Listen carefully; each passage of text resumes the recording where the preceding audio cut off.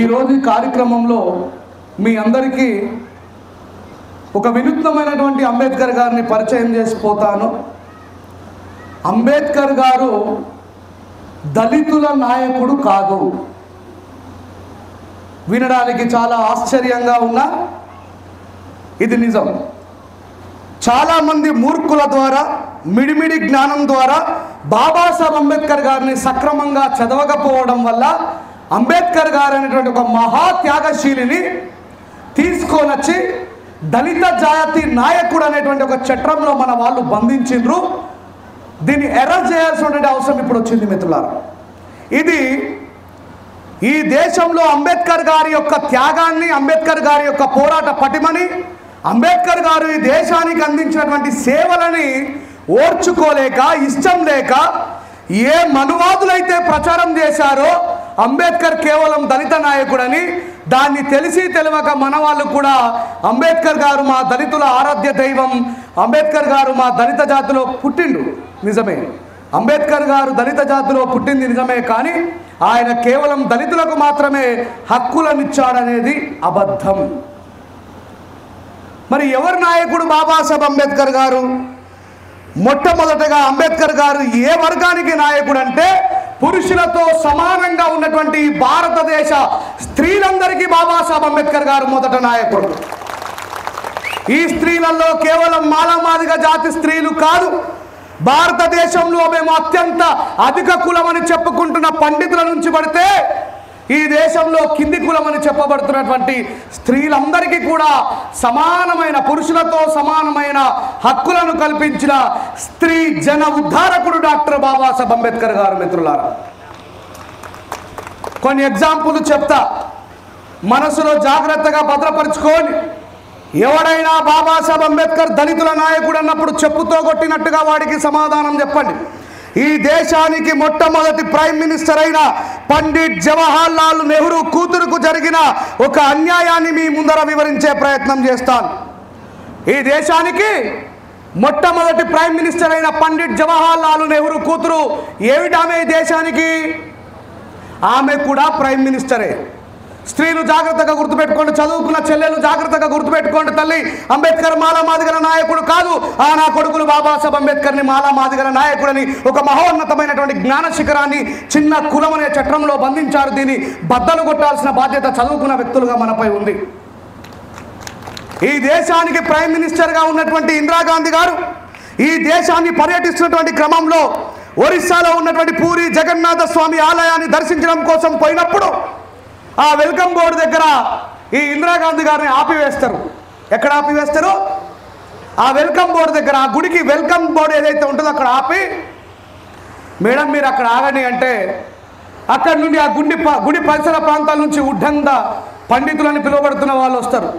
ఇవి ఏమనుకుంటుందంటే, ఇందాక నేను వచ్చినప్పుడు కానీ, హరీష్ భాయ్ వచ్చినప్పుడు కానీ మీరందరూ చాలా ప్రేమపూర్వకంగా మా ఉద్యమ నాయకులు వస్తున్నారని ఎట్లాగైతే పూలదండలు వేశారో, టపాసులు పేల్చారో, పువ్వులు ఎట్లాగైతే వేశారో, అట్లా నాకు ఘనంగా సన్మానం చేయడం కోసం ఈ దేశం యొక్క పూరి జగన్నాథ స్వామి ఆలయంలో ఉన్నటువంటి ఉద్దండ పండితులు నాకు స్వాగతం పలకడానికి వస్తున్నారని ఇందిరాగాంధీ గారు అనుకుంటే, ఇందిరాగాంధీ గారు ప్రైమ్ మినిస్టరు, అక్కడ ఉన్న కలెక్టర్లు, ఆర్డీఓలు, ఎంఆర్ఓలు, ఎంపీలు, ఎమ్మెల్యేలు అందరూ కూడా అవతల వైపు నిలబడితే, యువతల వైపు వెల్కమ్ బోర్డుకు అవతల వైపు ఇందిరాగాంధీ గారు మరియు ప్రభుత్వం, యువతల వైపు అక్కడ ఉన్నటువంటి పూరి జగన్నాథ స్వామి ఆలయంలో ఉన్నటువంటి పండితులు.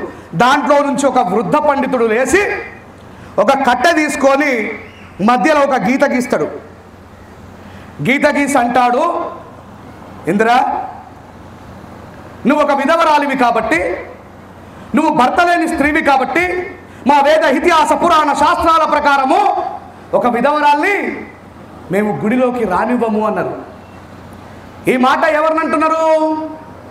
ఈ అంటున్న వ్యక్తులు ఎవరండి? బ్రాహ్మణులు. మరి ఆమె ఎవరు? బ్రాహ్మణురాలే.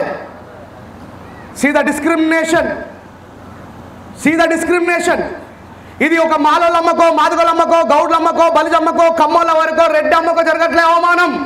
సాక్షాత్తు భారతదేశ ప్రధానమంత్రి గారికి, దట్టు బ్రాహ్మణ స్త్రీకి జరిగితే కన్నీళ్లు పెట్టుకొని ఇందిరాగాంధీ గారు వెళ్ళిపోయారు. అక్కడి నుంచి కన్నీళ్లు పెట్టుకొని ఇందిరాగాంధీ గారు వెనక్కి తిరిగి వెళ్ళిపోయారు. అక్కడి నుంచి ఒకానొక సందర్భంలో చెప్తుంది ఇందిరాగాంధీ గారు ఏమనంటే, నేను ఒక బ్రాహ్మణ స్త్రీనమైనప్పటికీ కూడా, నేను భారతదేశానికి ప్రైమ్ మినిస్టర్ అయినప్పటికీ కూడా, భారతదేశపు మొట్టమొదటి ప్రధానమంత్రి అయిన పండిట్ జవహర్లాల్ నెహ్రూ కూతురునైనప్పటికీ కూడా, ఈ దేశంలో ఉన్నటువంటి ఇతిహాస పురాణాలు నన్ను గుడిలోకి రానివ్వలేదు విధవరాలని చెప్పి, అదే విధవరాల్ని పార్లమెంట్లోకి రానిచ్చిన మహానుభావుడు డాక్టర్ బాబాసాహెబ్ అంబేద్కర్ గారు అని చెప్పింది. ఏ మాలామాది వరకు తెలియదు ముచ్చట. ఇప్పుడు చెప్పండి, ఇందిరాగాంధీ గారు గుడిలోకే రాలేని, గుడిలోకే పోలేని ఇందిరాగాంధీ గారు రెడ్ కార్పెట్ మీద నడుచుకుంటూ పార్లమెంట్లోకి పోగలిగిందంటే కారణం ఎవరు? మరి బాబాసాహెబ్ అంబేద్కర్ని మాలామాది గల నాయకుడు అంటారే. ఇప్పుడు చెప్పండి, కొలక నూతన చరిత్రను రాయబోతున్నాం మేము. ఇకపై మీరు చెప్పిన సొల్లు కబుర్లు వినడానికి సిద్ధంగా లేము. మేము చదువుకొని రాయడం ప్రారంభించినాం. నా కొరక నూతన చరిత్రను రాస్తున్నామని చెప్పండి. ఎవరైనా బాబాసాహెబ్ అంబేద్కర్ మాలామాది గల నాయకుడు అంటే కాలుకుల చెప్పును తీసుకొట్టండి. రే విధవరాలైన ఇందిరాగాంధీ, బ్రాహ్మణ స్త్రీ ఇందిరాగాంధీ గారిని గుళ్ళోకి రానివ్వకపోతే మా బాబు బాబాసాహెబ్ అంబేద్కర్ పార్లమెంట్లోకి రానిచ్చినారు చెప్పండి. ఇలాంటి విషయాలు తెలవాలంటే అంబేద్కర్ గారిని చదివితే తెలుస్తాయి. ఎవరిని చదివితే తెలుస్తాయి?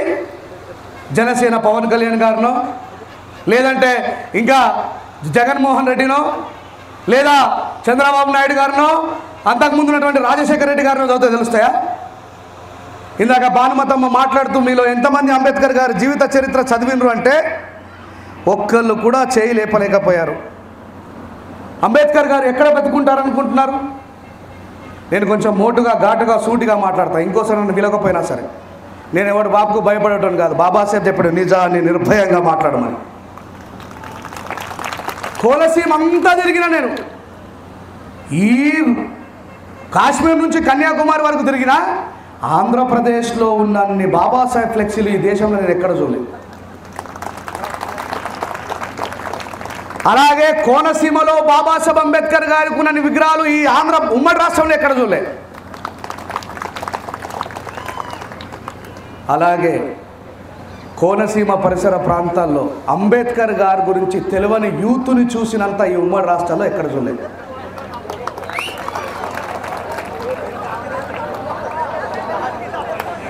కోనసీమ పరిసర ప్రాంతాల్లో ఉన్నటువంటి అంబేద్కర్ యూత్కి అంబేద్కర్ గారు తెలియదు. ఇలాంటి తెలియని యూత్ని భారతదేశంలో ఎక్కడ చూడలేను అంటున్నా. అది తప్పు కాదు మిత్రులారా, అది తప్పు కాదు. బైబిల్లో ఒక మాట ఉంటుంది, ఏమి విత్తేదవో అదే మూలకెత్తునని. మనోడు ఎంటీ ప్లానెట్గా ఉన్నటువంటి మైండ్ మీద పవన్ కళ్యాణ్ గారు వచ్చి కూర్చుంటే జై పవన్ కళ్యాణ్, జై జనసేన అంటాం. ఈ ఎంటీ ప్లానెట్ మీద జగన్ గారు వచ్చి కూర్చుంటే జై జగన్ అన్న అంటాం. రాజశేఖర రెడ్డి గారు వచ్చి కూర్చుంటే జై రాజశేఖర రెడ్డి అంటాం. నా ఎన్టీ రామారావు గారిని కూర్చుని పెడితే జై ఎన్టీఆర్ అంటాం. లేదు, ఒక పాస్టర్ గారు చాలా కష్టపడొచ్చు, అయ్యా తాగడం మానేయండి, అబద్ధాలు మాట్లాడే మానేయండి, భార్యల్ని హింసించడం మానేయండి, దేవుని బిడ్డలుగా బ్రతుకుండి అని ఒక పాస్టర్ గారు వచ్చి చెప్తే హల్లెలూయా ప్రభువా అంటారు. ఇక్కడ ఈ మన మైండ్ల మీద ఎవరు పడితే వాళ్ళు వచ్చి వాళ్ళ భావజాలాన్ని నింపిరు. కానీ అంబేద్కరిస్టులైన వాళ్ళు బాబాసాహెబ్ అంబేద్కర్ గారి యొక్క జ్ఞానపు విత్తనాన్ని మన మెదళ్లలో నాటలేదు. కాబట్టే మనం అంబేద్కర్ గారి గురించి తెలుసుకోవడంలో చాలా దూరంగా ఉన్నాం. We're all fashionable Ambedkarites. మీరంతా అంబేద్కర్ గారి మీద ఫ్యాషన్తో తయారైనరు. అంబేద్కర్ గారు ఏమన్నారు? నేను ఒక మాట అనగానే ఇప్పుడు మీరు అందరూ చప్పట్లు కొడతారు. ఈ ప్రపంచంలో ఎవ్వరికీ లేనన్ని అత్యధిక విగ్రహాలు ఉన్నది ప్రపంచంలో డాక్టర్ బాబాసాహెబ్ అంబేద్కర్ గారికి ఒక్కరికి మాత్రమే. ఈ ప్రపంచంలో అందరికంటే ఎక్కువగా విగ్రహాలు ధ్వంసమవుతున్నాయి కూడా బాబాసాహెబ్ అంబేద్కర్ గారి. అంబేద్కర్ గారు బ్రతుకున్న కాలంలో చెప్తాడు, నేను అక్షరాలలో బ్రతుకుంటా గారి విగ్రహాలలో కాదు అని. చెప్పండి, నాతో పాటు చెప్పండి. అంబేద్కర్ గారు ఎక్కడ బ్రతుకుంటానన్నారు? నేను అక్షరాలలో నిరంతరం పురుడు పోసుకుంటాను, విగ్రహాలలో కాదు అన్నాడు బాబాసాహెబ్ అంబేద్కర్ గారు. అట్ ద సేమ్ టైం నాకు కూడా 2007 వరకు బాబాసాహెబ్ అంబేద్కర్ గారి గురించి ఏమీ తెలియదు. ఎప్పటి వరకు? 2007 వరకు. నేను ఫారెన్లో జాబ్ చేసుకున్నా. 17 years ఏజ్లోనే నేను ఫారెన్ వెళ్ళిపోయినా. నేను చిన్నప్పటి నుంచి ప్రైవేట్ స్కూళ్ళలో చదవడం వల్ల నాకు బాబాసాహెబ్ అంబేద్కర్ గారు పరిచయం కాలేదు. కానీ 2007 తర్వాత తెలిసింది, డాక్టర్ కదిరికృష్ణ గారు ఊరూరు తిరుగుతున్నప్పుడు బాబాసాహెబ్ అంబేద్కర్ గారి యొక్క మహోన్నతమైనటువంటి చరిత్ర గురించి. అంబేద్కర్ గారిని ఆయన జాతి బిడ్డలమైనటువంటి మనం ఎరగకపోతే, ఆయన జాతి బిడ్డలమైనటువంటి మనము ఆయన త్యాగాన్ని తెలుసుకోకపోతే అవతల వ్యక్తులకి సమాధానం చెప్పలేము. ఈరోజు సగానికి సగం మంది స్త్రీలు ఉన్నారు, వాళ్ళందరికీ గట్టిగా చప్పట్లు కొట్టండి. ఈ స్త్రీలకి బాబాసాహెబ్ అంబేద్కర్ గారు స్వేచ్ఛనిచ్చారు కాబట్టి వాళ్ళ వంతు భాగస్వామ్యాన్ని వాళ్ళు పార్టిసిపేట్ చేశారు. ఇకపోతే ఈ కార్యక్రమాల్లో ఎంతమంది బీసీలు పార్టిసిపేట్ చేసిరో చేయలేపండి. బీసీలు, మన బీసీ సహోదరులు ఎంతమంది వచ్చారో చేయలేపండి. ఒక్కరు కూడా లేరు. జాగ్రత్తగా వినండి మీరు నా మాట. ఈ మాటలు మళ్ళీ ఎక్కడో దొరకవు, ఎవడో చెప్పాడు, గుర్తుపెట్టుకోండి. బాబాసాహెబ్ అంబేద్కర్ గారు ఎవరి నాయకుడు అని చెప్పినా, ఇంతకుముందు స్త్రీల నాయకుడు అని చెప్పినా, ఇప్పుడు ఈ బాబాసాహెబ్ అంబేద్కర్ గారిని బీసీల నాయకుడు అని చెప్తున్నా. బాబాసాహెబ్ అంబేద్కర్ గారు బీసీల నాయకుడు. ఎందుకు బీసీల నాయకుడు? ఈ విషయం యూత్ అందరూ బాగా గుర్తుపెట్టుకోండి. మిత్రులారా, చెల్లెలారా, మీరు బాగా గుర్తుపెట్టుకోండి.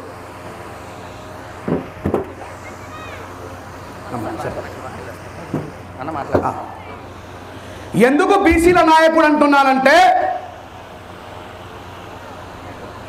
1932లో 1932-33 ప్రాంతంలో ఒక డిస్కషన్ నడుస్తూ ఉంటుంది. ఈ దేశంలో ఎవరెవరు రేపు బ్రిటిష్ ప్రభుత్వం మనకు స్వేచ్ఛను స్వాతంత్రాన్ని కల్పించిన తర్వాత రాజకీయం చేయాలి, రాజ్యంలో ఉండాలి అని అన్నప్పుడు ఒక బీసీల వకాలత్ పుచ్చుకున్నటువంటి నాయకుడు ఏమంటాడంటే, ఇది కేవలం జ్ఞానవంతులైనటువంటి బ్రాహ్మణులు మాత్రమే పరిపాలనలో ఉండాలా, మిగతా వాళ్ళందరూ కూడా వారి కార్యవర్గ సభ్యులుగా ఉండాలని అన్నప్పుడు బాబాసాహెబ్ అంబేద్కర్ గారు చెప్తారు, మిత్రులారా, ఈ దేశం యొక్క నిర్మాణంలో భాగస్వాములైనటువంటి బీసీలను, ఆహారాన్ని అందించే బీసీలను, పనిముట్లు అందించే బీసీలను ఈ దేశం యొక్క రాజకీయంలో భాగస్వామ్యం చేసుకోవాలనంటే బాలా గంగాధర్ తిలక్ గారు, చెప్పండి ఒకసారి, ఈ బాలా గంగాధర్ తిలక్ గారు స్వాతంత్రం మన జన్మ హక్కు అన్న వ్యక్తి, స్వాతంత్రం మన జన్మ హక్కు అన్న వ్యక్తి. ఆయన ఏమన్నాడో తెలుసా? ఈ విషయాన్ని బీసీలకు చెప్పండి. ఎవరంటున్నారు? బాలా గంగా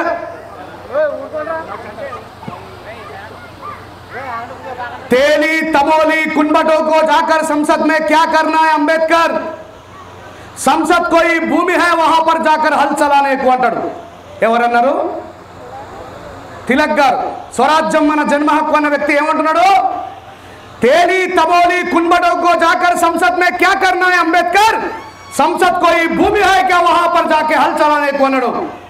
దీని అర్థం ఏమిటంటే, తేలి అంటే గానుగు తిప్పేవాళ్ళు. ఈ మధ్య మనకు బాగా కనబడుతున్నాయి గానుగు నూనె అని చెప్పి. ఎట్లతో గానుగు తిప్పే అంటే బీసీ కులస్తుడు. తమోలి అంటే తమలపాకులు అమ్మేవాడు, ఫలాలు అమ్మేవాడు. కున్బట్ అంటే నాగలు పట్టుకొని, కునిబి నాగలు పట్టుకొని భూమిని దున్నే కాపులు. ఈ బీసీలను రాజకీయంలో భాగస్వామ్యం చేయాలంటున్నావు మిస్టర్ అంబేద్కర్. నీ దృష్టిలో పార్లమెంట్ ఏమన్నా భూమియా? ఒకడు నాగలు పట్టుకొని దున్నడానికి, ఇంకొకడు ఫలాలు పండించడానికి, ఇంకొకడు నువ్వులు వేరుశనక్కాయలు తీసుకొని గానుగు తిప్పడానికి అన్నాడు. మనకేమో బాలా గంగాధర్ తిలక్ గారు మహానుభావుడు, మహనీయుడు, స్వాతంత్ర సమర యోధుడు. బాబాసాహెబ్ అంబేద్కర్ ఏమో చెప్పండి దళితుల నాయకుడు. అవునా కాదా? కానీ బాబాసాహెబ్ అంబేద్కర్ ఏమన్నాడో తెలుసా? వాళ్ళను ఒకవేళ రాజకీయ భాగస్వాములను చేయకపోతే లార్డ్ మౌంటైన్ బాటెన్తో మాట్లాడతాడు ఈ మాట. ఈ దేశాన్ని పరిపాలించిన చివరి బ్రిటన్ ప్రధాని Batten, if you are not allowed to them, నువ్వు ఒకవేళ వాళ్ళని రాజకీయ భవిష్యత్తులోకి రానివ్వకపోతే వాళ్ళ పిల్లలు తిరుగుబాటు చేస్తారు, గుర్తుపెట్టుకో అన్నాడు. అప్పుడు బాబాసాహెబ్ అంబేద్కర్ గారు భారతదేశానికి 1947లో స్వాతంత్రం వచ్చిన తర్వాత ఈ దేశంలో రాజకీయాల నాయకులందరినీ కూర్చోబెట్టి రాజ్యాంగం రాయాలనేటువంటి ఒక ముసాయిదా కమిటీ ఏర్పాటు చేసిన తర్వాత బాబాసాహెబ్ అంబేద్కర్ గారు ఆయనకు వచ్చినటువంటి అవకాశం ఆర్టికల్ 340 ప్రకారము బీసీలకు 52% రిజర్వేషన్ రాస్తాడు. ఎంత పర్సెంట్ చెప్పండి గట్టిగా. ఎస్సీలకు ఎంత పర్సెంట్ రిజర్వేషన్ ఉంది? 15%. అమ్మా చెప్పండి, 52% రిజర్వేషన్ తీసుకున్న వాళ్ళు అంబేద్కర్కు రుణగ్రస్తులై ఉండాలా? 15% రిజర్వేషన్ తీసుకున్న వాళ్ళ? గట్టిగా చెప్పండి. 52% రిజర్వేషన్ ఉండాలన్నప్పుడు సర్దార్ వల్లభాయ్ పటేల్, ఏం పేరు ఆయన పేరు? సర్దార్ వల్లభాయ్ పటేల్ చెప్తాడు, అంబేద్కర్ నేను బీసీల నాయకుడిని, నువ్వు బీసీల నాయకుడి కాదు, నువ్వు ఎస్సీ ఎస్టీల నాయకుడివి. ఆన్ రికార్డులో చెప్తున్నా, ఎవరికి భయపడలేదు. ఇదే నిజం, ఈ దేశంలో జరిగింది. కానీ మనం చదవలేము కాబట్టి మనకు తెలియదు. సర్దార్ వల్లభాయ్ పటేల్ ఏమంటున్నాడు? I am the representative of BC community, you are not అంటున్నాడు. అప్పుడు బాబాసాహెబ్ అంబేద్కర్ పండిట్ జవహర్లాల్ నెహ్రూతో మాట్లాడుతాడు, మిస్టర్ నెహ్రూ, ఎవరైతే ఈ దేశంలో రెక్కల కష్టాలు పెట్టుబడిగా పెట్టి జీవిస్తున్నారో వేలాది సంవత్సరాలుగా వాళ్ళు బీసీలు, వాళ్ళకి ఒకవేళ పారిశ్రామిక రంగంలో, రాజకీయ రంగంలో, అభివృద్ధి రంగంలో వాళ్ళకు మనం ఒకవేళ అవకాశం ఇవ్వకపోతే ఈ దేశంలో సింహభాగమైనటువంటి 52% బీసీలు కేవలం మాంసపు ముద్దల్లాగా, కూలీల్లాగా బతికిపోతారు. ఇది చాలా తీవ్రమైన అన్యాయం జరుగుతుంది. Nehru please don't be do like that అంటే మన బీసీ సోదరులకి ఈ విషయం అర్థం కాలే. బీసీల నాయకుడైన సర్దార్ వల్లభాయ్ పటేల్ బీసీల నాశాన్ని కోరుకున్నాడు. కానీ ఈరోజు సర్దార్ వల్లభాయ్ పటేల్ ఈ దేశంలో మహనీయుడు, మహానుభావుడుగా నిలబడ్డాడు. మన బాబాసాహెబ్ అంబేద్కర్ బీసీలకు రిజర్వేషన్ ఇచ్చిన బాబాసాహెబ్ అంబేద్కర్ ఏమంటున్నారు? ఎస్సీల నాయకుడు.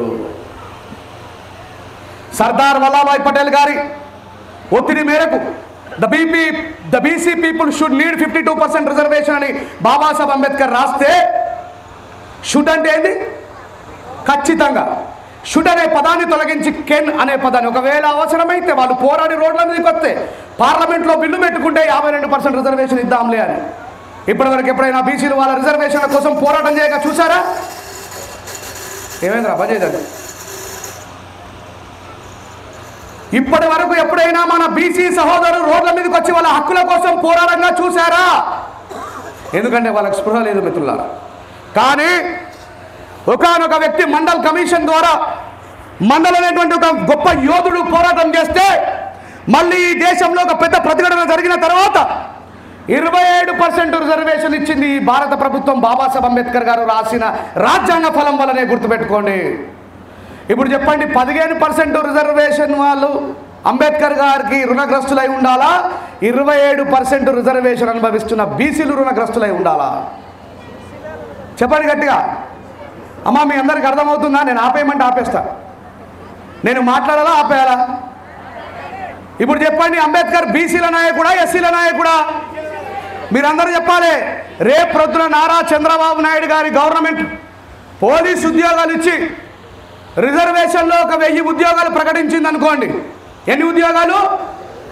1000 ఉద్యోగాలు ప్రకటిస్తే 270 బీసీ రిజర్వేషన్లో ఫ్రీగా కొట్టుకుపోయే వాళ్ళు బీసీలు. ఇన్ని రోజులు వాళ్ళందరూ మన అన్నారు, ఎస్సీలకు 35 మార్కులే పాస్, ఫ్రీగా రిజర్వేషన్ ఉంది, ఉద్యోగాలు సంపాదించలేదు. మీరు కూడా అడగడం ప్రారంభించండి ప్రేమతో, ద్వేషం చూడు, వాళ్ళ తెలియదు పాపం. 150 ఉద్యోగాలు మనకు వస్తాయి, 70 ఉద్యోగాలు ఎస్సీలకు వస్తాయి, ఎస్టీలకు వస్తాయి. మరి 270 వస్తున్నాయి ఎవరికి? ఇప్పుడు చెప్పండి, ఎవరు ఫ్రీగా మరి బాబాసాహెబ్ అంబేద్కర్ రిజర్వేషన్ మెక్కుతున్నట్టు? చెప్పండి గట్టిగా. 27% రిజర్వేషన్ అనుభవిస్తున్నది భారత ప్రభుత్వం ద్వారా బీసీలు. చెప్పండి ఓ నా బీసీ సహోదరులారా, 27% రిజర్వేషన్ ని దొబ్బి తింటున్న మీరు నా సహోదరులే. ఇకపై బాబాసాహెబ్ వీళ్ళందరూ పోతారు. వీళ్ళకి విద్యా ఉద్యోగ అవకాశాల్లో బీసీలకు రిజర్వేషన్ ఉన్న సంగతి ఎవరు చెప్పలే. ఈ విషయాన్ని మనం చెప్పకపోతే వాళ్ళకి ఎట్లా తెలుస్తుంది మిత్రులారా? నా మాట అబద్ధం అనుకుంటే గూగుల్లో పట్టుకొని చూడరు ఇప్పుడే బీసీలకు ఎంత రిజర్వేషన్ ఉందని. ఏమైంది భయ? ఇది సంగతి. పొద్దున్న పోగలేదు, అప్పుడే అయిపోయింది పని. 27% రిజర్వేషన్ బీసీలకు ఉన్నది, 15% రిజర్వేషన్ ఎస్సీలకు ఉన్నది, 7% రిజర్వేషన్ ఎస్టీలకు ఉన్నది. నిన్నగాక మొన్న బీజేపీ గవర్నమెంట్లో ఓసీలలో ఉన్నటువంటి అగ్రవర్ణాలు, ఓసీలలో ఉన్నటువంటి అగ్రవర్ణాల్లో ఉన్నటువంటి పేదల కోసం కూడా బాబాసాహెబ్ అంబేద్కర్ గారు రిజర్వేషన్ రాసిండు. అగ్రవర్ణాల్లో ఉన్నటువంటి పేదల కోసం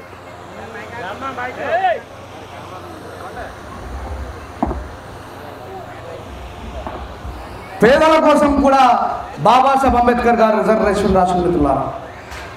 ఈ సభలో 10th క్లాస్ కంటే పైన చదువుకున్న వాళ్ళందరూ చేయలేపుండ్రి. 10th క్లాస్ పైన చదువుకున్న వాళ్ళు, 10th క్లాస్ కింద చదువుకున్న వాళ్ళు కాదు. Very good, super, thank you. ఈ మాటలని జాగ్రత్తగా మీరు గుర్తుపెట్టుకోకపోతే, ఎవడైనా బయట అంబేద్కర్ గారిని అవహేళన చేసి మాట్లాడినప్పుడు మీ దగ్గర సమాధానం లేకపోతే బాబాసాహెబ్ అంబేద్కర్ గారిని మనమే చంపేసినట్టు. ఇప్పుడు నన్ను ఎవరైనా అడిగారనుకోండి, మీ అంబేద్కర్ ఎస్సీ ఎస్టీల నాయకుడు, నేను బూటు తీసి చెంప మీద కొడతా. ఎందుకంటే నా దగ్గర సమాధానం ఉంది. ఏ సార్ నైట్ నా దగ్గర సమాధానం ఉందా లేదా? అందుకే నన్ను డిబేట్ వాళ్ళకి ఎవడు ఇవ్వడు. ఆగవా బ్రదర్ ప్లీజ్. మీరు కూడా అంబేద్కర్ గారిని ఆ బొమ్మలో చూడకండి. ఆ బొమ్మలో లేడు బాబాసాహెబ్ అంబేద్కర్ గారు. మీ ఇళ్లలో ఉండే అంబేద్కర్ గారి జీవిత చరిత్రలో బాబాసాహెబ్ అంబేద్కర్ గారు బతుకుంటాడు. అంబేద్కర్ గారు రాసిన వాల్యూమ్స్లలో బాబాసాహెబ్ అంబేద్కర్ గారు బతుకుంటారు. ఇంతమంది సభలో ఉన్నటువంటి మీలో ఒక్కొక్క ఇంట్లో కూడా నాకు తెలిసి బాబాసాహెబ్ అంబేద్కర్ గారి జీవిత చరిత్ర ఉండి ఉండదు. ఒకవేళ ఎవరైనా చదివిన వారు ఉన్నారా బాబాసాహెబ్ అంబేద్కర్ గారి జీవిత చరిత్రను ఇంకొక మైక్ ఇచ్చి మీ దగ్గరకు పంపించి 72వ పేజీలో ఏమున్నది, 18వ పేజీలో ఏమున్నది అని చెప్పి నేను స్పష్టంగా అడుగుతా. దానికి సమాధానం చెప్పగలగాలి మీరందరూ. లేకపోతే ఏమై ఆయన చేతులు బంద్ అయిపోయి ఆడ ఉన్నది మన పరిస్థితి. అంబేద్కర్ గారిని అవతల ఏమన్నాడు మొన్న అమిత్ షా? अंबेडकर अंबेडकर अंबेडकर अंबेडकर अंबेडकर बोलने का एक फैशन बन गया. इतना अंबेडकर का नाम लेने से अगर भगवान के नाम लेते तो तुमको स्वर्ग प्राप्त होता అన్నాడు. అప్పుడు మీకు అంబేద్కర్ గారిని అవమానించినప్పుడు బాధ అనిపించిందా లేదా మిత్రులారా? అనిపించిందా లేదా? మరి ఎట్లా సమాధానం చెప్పగలిగినారు మీరు? నేను చెప్పిన సమాధానం 7 భాషల్లో చెప్పిన, ఒకటి కాదు రెండు కాదు. ఏమని చెప్పినా చెప్పనా? అమిత్ షా, ఏ మిస్టర్ అమిత్ షా, ఈ దేశంలో దేవుడు ఎట్లా ఉంటాడో గుడి లోపల చూడలేని జాతులు మావి. ఈ దేశంలో గుడి లోపల దేవుడు ఎట్లా ఉంటాడో చూడలేని జాతులు మావి. మా తాత ముత్తాతలు గుడి లోపల దేవుడు ఎట్లా ఉంటాడో చూడకుండానే మరణించిండ్రు. ఆ దేవుణ్ణి చూసే స్వేచ్ఛని ఈ దేశంలో మాకు ఇచ్చిన బాబాసాహెబే మాకు నిజమైన దేవుడు అని చెప్పిన. గుడి దగ్గరికి పోతే మమ్మల్ని అంటరాని వాళ్ళు, మాలామాదిగా వాళ్ళని చెప్పి వెలివేస్తే భయ్యా ఏమైతుందో అసలు? ఇంకో మైక్ బంద్ చేయి శివ. ఆయన నేను తిట్టలే, అరే అమిత్ షాలే, ఒరే అమిత్ షాలే, చెత్తనా కొడుకాన్లే, విధవాన్లే ఏమన్నా. అమిత్ షా గారు, హే అమిత్ షా గారు, మీరంటున్న దేవుణ్ణి మొక్కే అధికారం కూడా లేని జీవులం మేము ఈ దేశంలో. ఈరోజు మనం గుళ్ళకి పోతే ఎవరైనా గుడికి రానియకపోతే దాని మీద అట్రాసిటీ కేసు అవుతుందా కదా? చెప్పండి, అవుతుందా కా? హలో,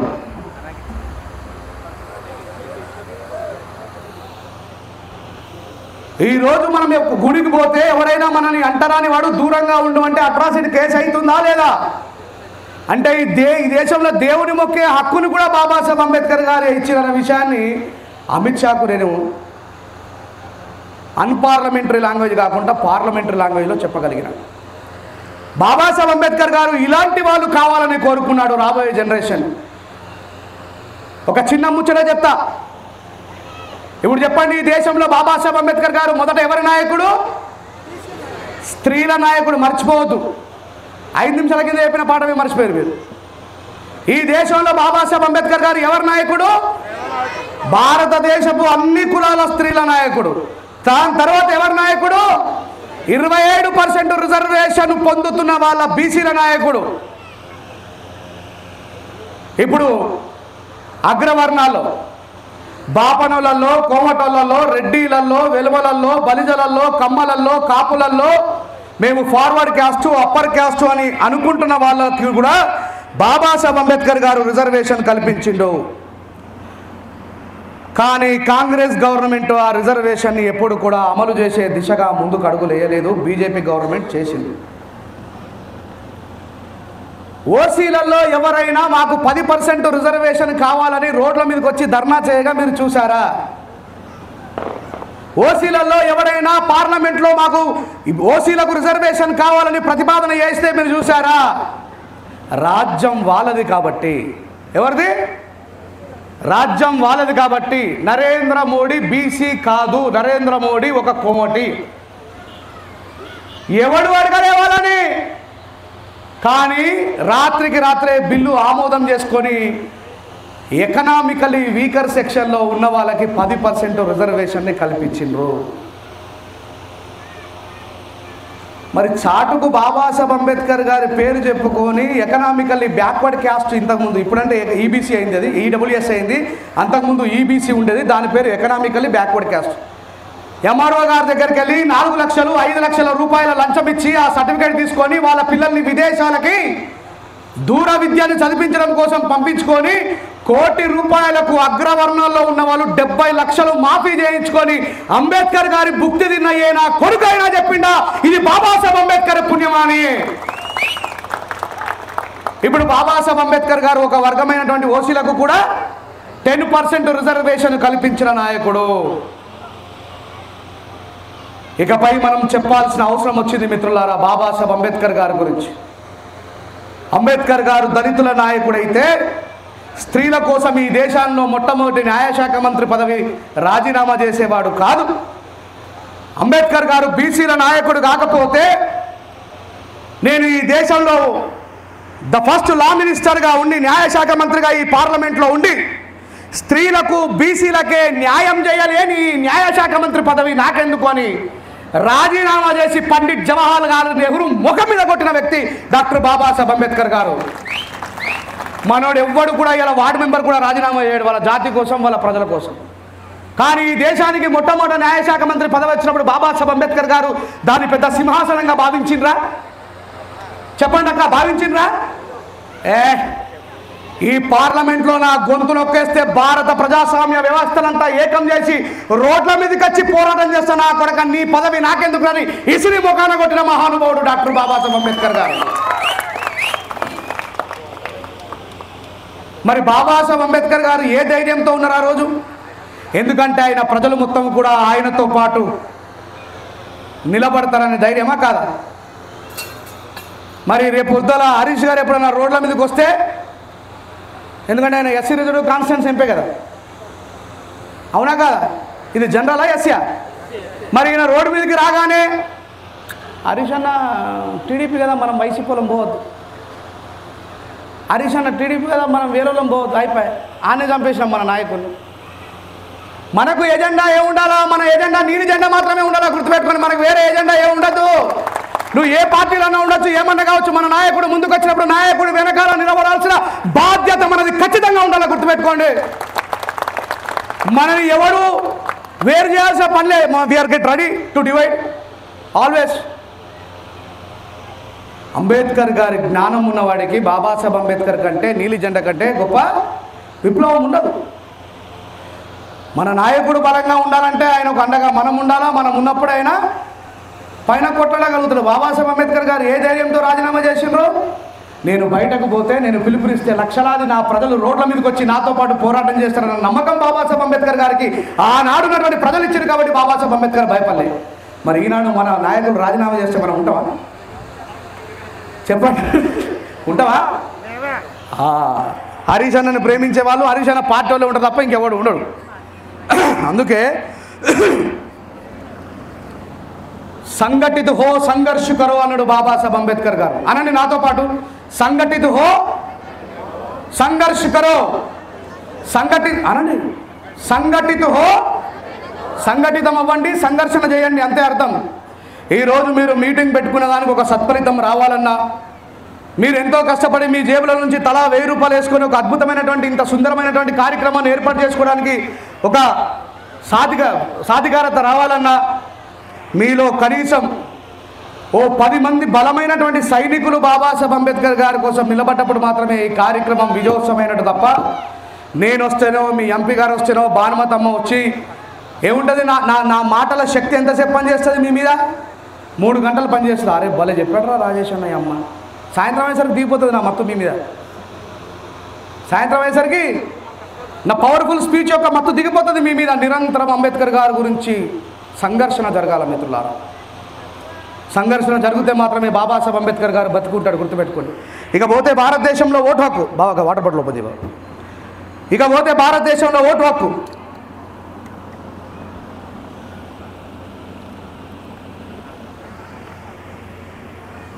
అంబేద్కర్ గారు ఓటు హక్కు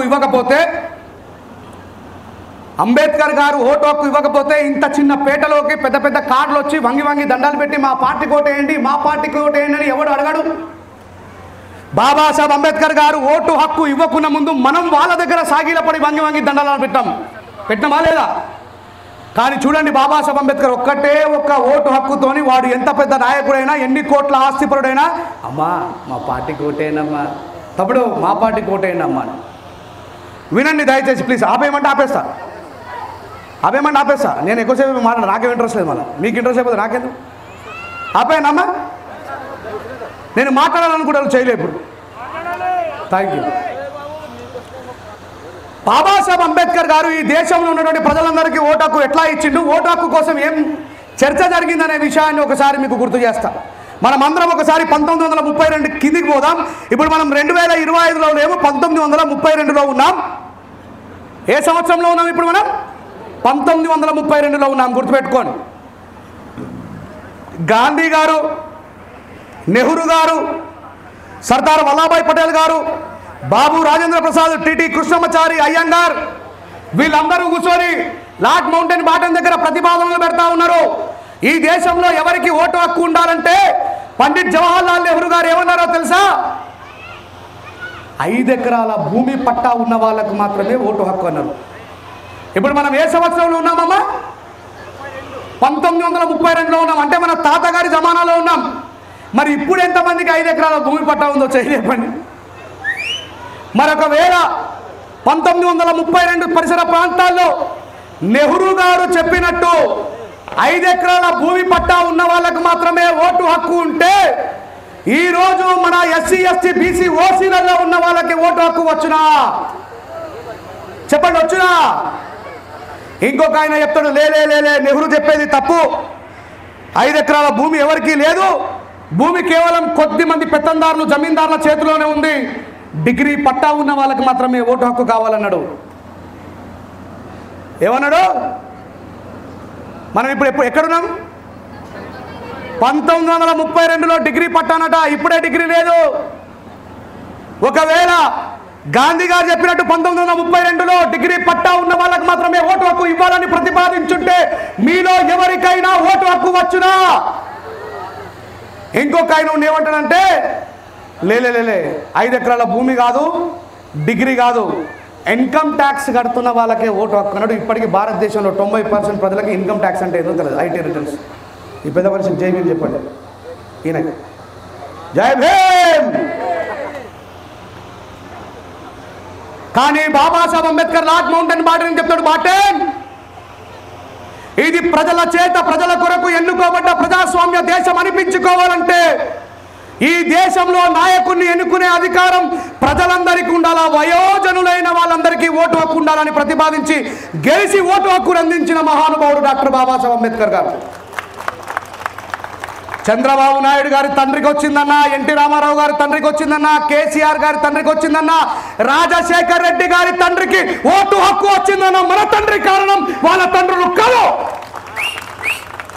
కాదు కూడదు అని ఎవరైనా సవాల్ విసిరితే 1932లో నీకేముందిరా అని అడగండి. 1932లా ఉందా బిడ్డ డిగ్రీ పట్టా ఉందా అని అడగండి. 5 ఎకరాల భూమి పట్టా ఉందా బిడ్డ అని అడగండి. ఇన్కమ్ ట్యాక్స్ కట్టిన వారా అని అడగండి. ఎవ్వడికి లేదు.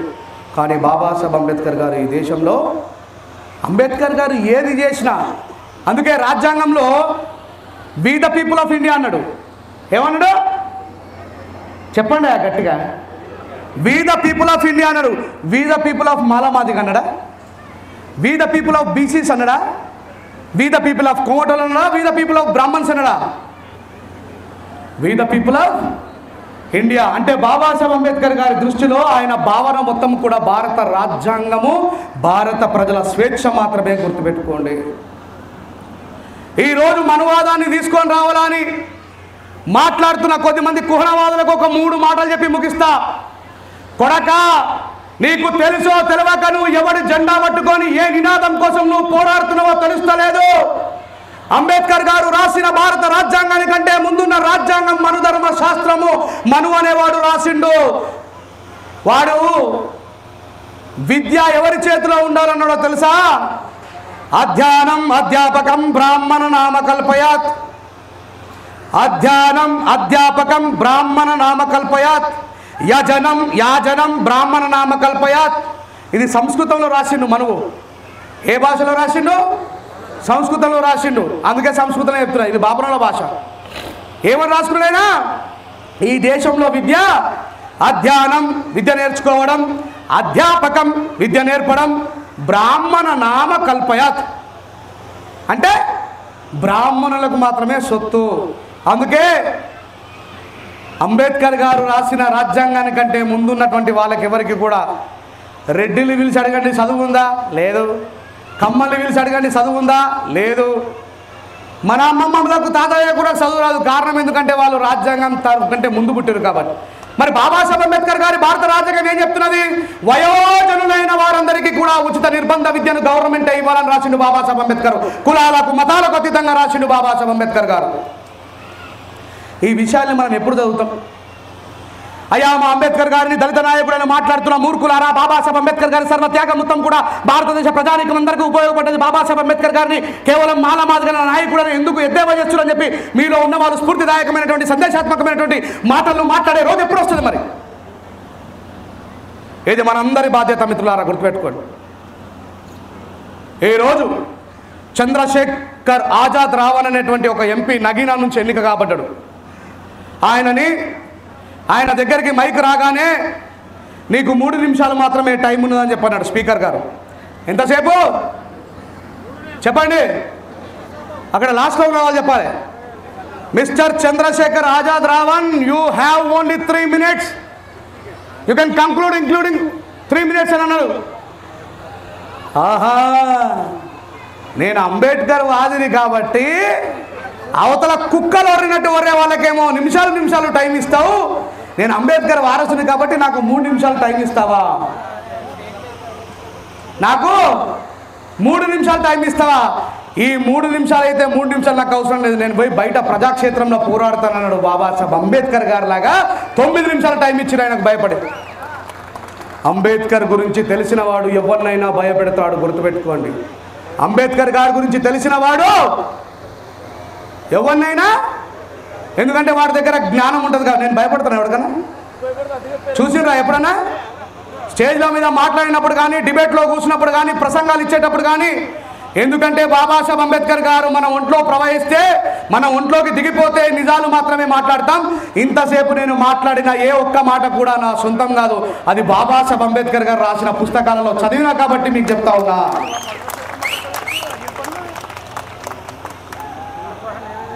సో ఇలా ఓటు హక్కు రావడానికి కారణం బాబాసాహెబ్ అంబేద్కర్ గారని, స్త్రీలకు సమానమైన హక్కు రావడానికి కారణం బాబాసాహెబ్ అంబేద్కర్ గారని, ప్రస్తుత బీసీలు 27% రిజర్వేషన్ అనుభవిస్తున్నారంటే కారణం బాబాసాహెబ్ అంబేద్కర్ గారని, అగ్రవర్ణాల్లో ఉన్నటువంటి ఓసీలు, ఎఫ్సీలు, ఎకనామికల్ వీకర్ సెక్షన్ పేరు మీద 10% రిజర్వేషన్ అనుభవిస్తున్నారంటే కారణం బాబాసాహెబ్ అంబేద్కర్ గారని, ఈ దేశంలో రైతులకు హక్కులు ఉన్నాయంటే కారణం బాబాసాహెబ్ అంబేద్కర్ గారని, ఈ దేశంలో ఇందాక అన్న మాట్లాడుతూ ఉపాధి హామీ దగ్గర నుంచి పడితే భారతదేశ ప్రజలందరికీ కూడా జీవించే హక్కును, మాట్లాడే హక్కును, భావ ప్రకటన స్వేచ్ఛ హక్కును, మత స్వేచ్ఛ హక్కును కల్పించింది బాబాసాహెబ్ అంబేద్కర్ గారు.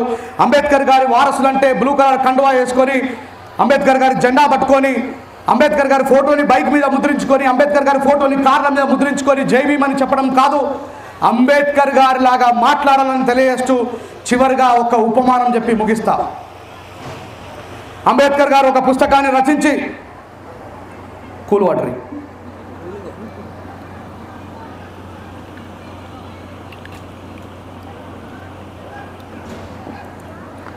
రోజు గంటన్నర మాట్లాడతా. ఒక్కొక్క రోజు 2 మీటింగ్లు ఉంటే 3 గంటలు మాట్లాడతా. డిహైడ్రేట్ అవుతూ ఉంటుంది, అందుకే వాటర్ తాగుతున్నా. బాబాసాహెబ్ అంబేద్కర్ గారు ఒక పుస్తకాన్ని ఆవిష్కరిస్తున్నాను. సాయంత్రం 6 గంటలకి ఢిల్లీలో మార్కెట్ని మూసివేస్తారు. మూసివేసిన తర్వాత ఆ మార్కెట్ బయట ఒక చిన్న కార్యక్రమాన్ని ఏర్పాటు చేస్తున్నాను రమ్మని బాబాసాహెబ్ అంబేద్కర్ గారు పిలుపునిస్తే, అంబేద్కర్ గారి పుస్తకావిష్కరణ కార్యక్రమానికి పాల్గొనడానికి అమాలి పని చేసేవాళ్ళు, ఈ రోడ్లు ఊడ్చేవాళ్ళు, సఫాయి కార్మికులు, మున్సిపాలిటీ కార్మికులు, మా నాయకుడు బాబాసాహెబ్ అంబేద్కర్ గారు ఒక పుస్తకాన్ని ఆవిష్కరిస్తున్నారట. ఆ ఆవిష్కరణకి మేము పోవాలని బాబాసాహెబ్ అంబేద్కర్ గారు మూసివేసిన ఆ వెజిటేబుల్ మార్కెట్ గేటు వెలుపల కూర్చుంటారు. అందరూ వాళ్ళంతా ఒక బాబాసాహెబ్ అంబేద్కర్ నీట్గా డ్రెస్ వేసుకొని ఉంటే, బాబాసాహెబ్ అంబేద్కర్ గారు ముందరున్నటువంటి కూలీలంతా కూడా ఒంటిపై చొక్కా లేకుండా చిరిగిపోయిన దోతిలు కట్టుకొని బాబాసాహెబ్ అంబేద్కర్ గారు ఏదో చెప్తారట, విందామని కూర్చుంటారు. బాబాసాహెబ్ అంబేద్కర్ గారు ఆ పుస్తకాన్ని చేతిలో పట్టుకొని మాట్లాడుతుంటే అక్కడి నుంచి ఒక పండితుడు పోతూ ఉంటాడు. ఎవరు ఒక పండితుడు పోతూ ఉంటాడు. ఆయన ఆశ్చర్యంగా చూస్తాడు, వాట్ ఈస్ దిస్? అంబేద్కర్ గారేమో ప్రజ్ఞావంతుడు, ఆయన ఏదో పుస్తకం గురించి మాట్లాడుతూ ఉన్నాడు మరాఠీలో. వీళ్ళంతా కూడా చదువురాని వాళ్ళు, వీళ్ళకేం బోధిస్తున్నాడు అంబేద్కర్ అని చెప్పి ఆయన కూడా వెళ్ళి అక్కడ నిలబడి చీటీలో అంబేద్కర్ గారు నాకు కూడా ఒక 2 నిమిషాలు మాట్లాడే అవకాశాన్ని ఇవ్వండి అని చీటీ రాసిస్తే, యా ప్లీజ్ కమన్ వచ్చి మాట్లాడండి అని అంటాడు. ఈ ఒక్క విషయాన్ని స్పష్టంగా మనసులో పెట్టుకోండి చెల్లెలారా, మీరు ముఖ్యంగా. అప్పుడు బాబాసాహెబ్ అంబేద్కర్ గారు మైక్ ఇచ్చిన తర్వాత పండితుడు అంటాడు, mister Ambedkar, I did not understanding, I'm the person of fast matriculation, I didn't understanding this book.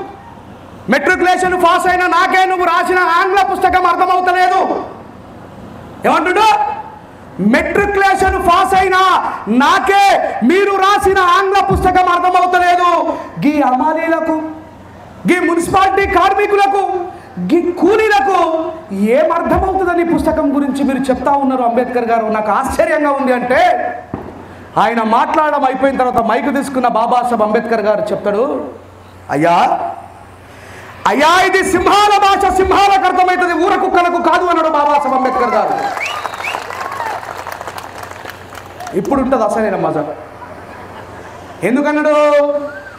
ఈ అమాలి కార్మికుల కడుపులో, ఈ మున్సిపాలిటీ కార్మికుల కడుపులో, ఈ చెత్త నుడిచే కార్మికుల కడుపులో నేను రాసిన రాజ్యాంగం యొక్క హక్కుల నిచ్చెన మెట్లనెక్కి రాబోయే వాళ్ళ మనుమలు ఈ ఇంగ్లీష్ పుస్తకాన్ని చదివి మిమ్మల్ని ప్రశ్నిస్తారు, జాగ్రత్త అన్నాడు బాబాసాహెబ్ అంబేద్కర్ గారు.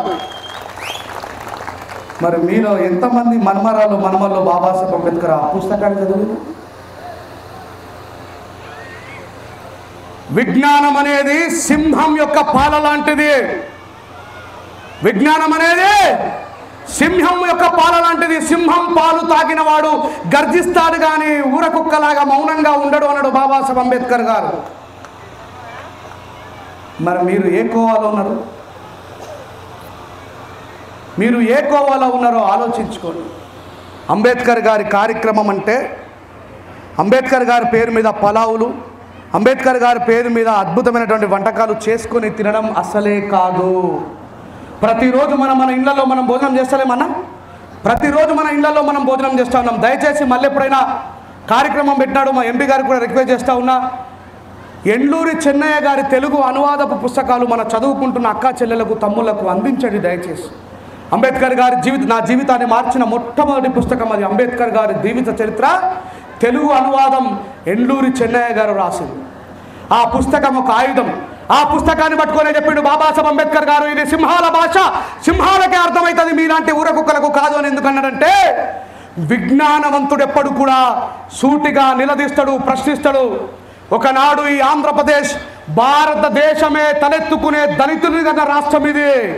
SC ST atrocity prevents act చట్టాన్ని తీసుకొచ్చిన ఆంధ్రప్రదేశ్ ఈరోజు అంబేద్కర్ గారి విషయంలో అత్యంత బలహీనమైపోయింది, గుర్తుపెట్టుకోండి. ఒక బొజ్జ తారకం సార్, ఒక కత్తి పద్మనాభరావు సార్ కారం చెడు చుండూరులో జరిగిన సంఘటనలు తీసుకొని భారత నడిబొట్టైన ఢిల్లీ నడివీధులలో మాకు జరిగిన అన్యాయానికి న్యాయం కావాలంటే పార్లమెంటే ప్రజాకోట ఇచ్చింది ఆంధ్రప్రదేశ్లో. ఆ అంబేద్కర్ వాదులు లేని నాడు మరణించిండ్రు. మళ్ళీ దయచేసి ఎంపీ గారు వాళ్ళకి పునర్జీవనం పోయమని చెప్పి తెలియజేస్తా ఉన్నాను. చదవండి. ప్రతి ఒక్కరింట్లో బాబాసాహెబ్ అంబేద్కర్ గారి జీవిత చరిత్ర లేకపోతే రేపు ఈడ మాట్లాడిన నన్ను చంపేస్తారు, తర్వాత మిమ్మల్ని చంపేస్తారు మతం పేరు మీద. ఈ రాష్ట్రంలో ఉన్మాదం కొనసాగుతుందా లేదా మీరు ఆలోచించుకోండి. జ్ఞానవంతుడు ఎప్పుడు అప్రమత్తమై ఉంటాడు. నేను జ్ఞానవంతుడు అంటే బాబాసాహెబ్ చెప్పిండు, బిడ్డ రాబోయే రోజులకి ఇట్లా ఉండబోతున్నాయి, ఖబర్దార్ జాగ్రత్తగా ఉంచు, వాళ్ళకి చెప్పు నీ అన్నదమ్ములకు అని చెప్పిండు. కాబట్టి మీరంతా నా కుటుంబం అనుకున్నా కాబట్టి 1000 కిలోమీటర్లు ప్రయాణం చేసి ఇంత దూరం వచ్చిన తల్లి గుర్తుపెట్టుకోండి.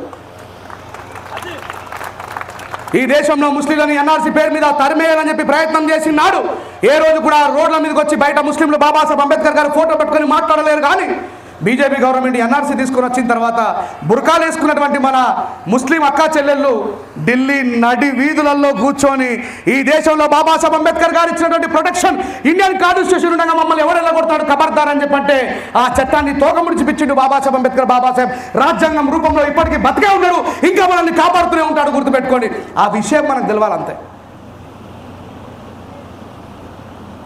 అట్లా మీరందరూ కూడా పలావులు తినడం మరగకుండా పలావులతో పాటు అంబేద్కర్ గారి అక్షరాలను తినాలని, అంబేద్కర్ గారి పోరాటాన్ని తినాలని, అంబేద్కర్ గారి యొక్క త్యాగాన్ని తినాలని, నిలదీసే తత్వాన్ని అలవాటు చేసుకోవాలని, వీరులాగా మాట్లాడే వాళ్ళుగా నిర్మాణం కావాలని, అన్యాయం జరుగుతుంటే పోరాడే లీడర్లుగా నిర్మాణం కావాలని మనస్ఫూర్తిగా కోరుకుంటున్నా. ఆయన ఏమన్నాడు? సింహాల భాష సింహాలకు అర్థమవుతుంది, ఊర కుక్కలకు కాదని. ఒక్కసారి బాత్రూంలోకి వెళ్ళి అద్దంలో చూసుకో, నువ్వు సింహంలో ఉన్నావా ఊర కుక్కలో ఉన్నావా ఆలోచించుకొని తెలియజేస్తూ ఇంత మంచి సదావకాశాన్ని నాకు కల్పించినటువంటి పెద్దగోవలంక గ్రామ ప్రజలకి మరొకసారి హృదయపూర్వకంగా అభినందనలు తెలియజేస్తూ అంబేద్కర్ గారి జీవిత చరిత్రను చదివే దిశగా మీరందరూ ముందుకు సాగాలని మనస్ఫూర్తిగా కోరుకుంటూ నాకు ఇచ్చినటువంటి అవకాశానికి కృతజ్ఞతలు తెలియజేస్తా ఉన్నాను. జై భీమ్, జై భీమ్. కాపాడుకుంటాం భారత రాజ్యాంగాన్ని. 2 సార్లు చెప్పాలా? కాపాడుకుంటామని. కాపాడుకుంటాం భారత రాజ్యాంగాన్ని, కాపాడుకుంటాం భారత రాజ్యాంగాన్ని. Thank you very much.